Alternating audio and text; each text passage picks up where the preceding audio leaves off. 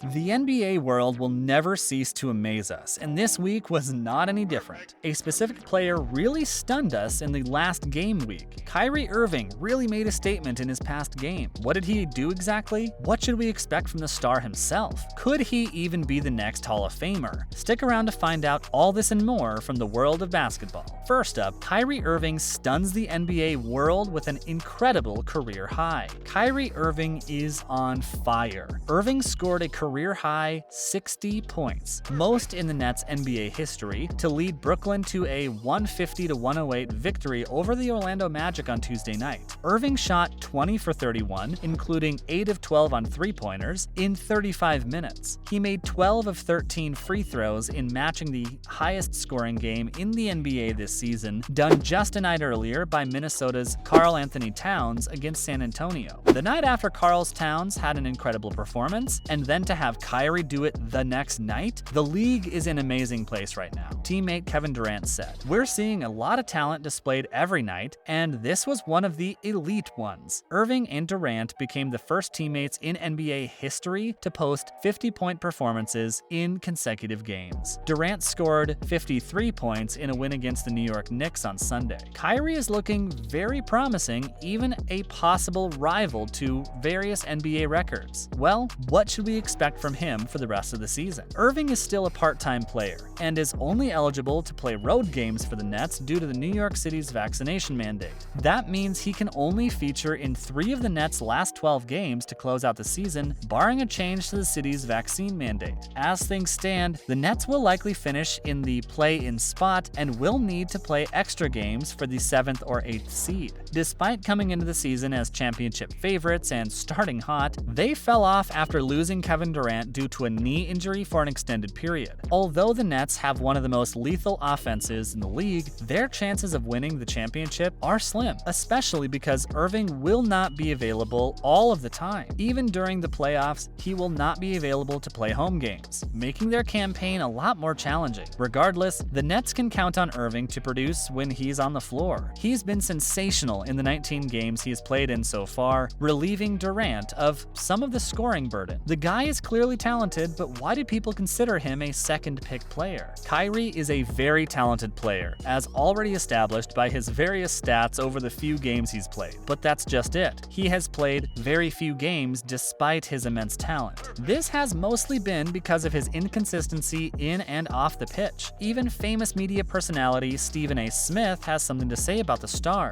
During a recent episode of ESPN's First Take, Stephen A. Smith addressed Irving's non-committal nature toward his profession. Smith spoke about the Nets star absentee record, saying he has never played more than 70 games in his career. While speaking about his absentee nature, Smith added that Irving isn't reliable as a teammate. The 54-year-old added that Irving was the reason why Kevin Durant came to Brooklyn. The acquisition of James Harden made them a formidable big three. Smith makes some valid points backed by evidence. With the Nets being the favorite to win the chip this year, the absence of Irving will certainly hurt the franchise's chances. Now that we've learned some things about our main man of the day, let's talk more about other things that happen in the NBA world. Mavericks sign Brandon Knight to hardship 10-day. The Dallas Mavericks announced the signing of guard Brandon Knight Wednesday evening. Knight joins the team on a 10-day COVID-related hardship allowance. Dallas can add him because it currently has 2 players, Sterling Brown and Trey Burke, currently in the NBA's COVID-19 health and safety protocols. This is the second time Knight will suit up with the Mavericks this season. He signed a previous 10-day hardship on December 23rd and appeared in 3 games against the Milwaukee Bucks, Utah Jazz, and Portland Trail Blazers. He averaged 10 points, 2.3 rebounds, 2.7 assists. His best game came against the Blazers, where he had an 18-point performance that helped lead Dallas to a 132-118 win. Sources believe Julius Randle's behavior indicates he'd like trade from Knicks. The New York Knicks are off to a rocky start this season, and it seems as though some of the players are unhappy with their roles on the team. According to sources close to the Knicks, Julius Randle has been vocal about his displeasure with the team and has even displayed disruptive behavior in practice. It's starting to look like Randle would like to be traded. If the Knicks can't get him to settle down and play well,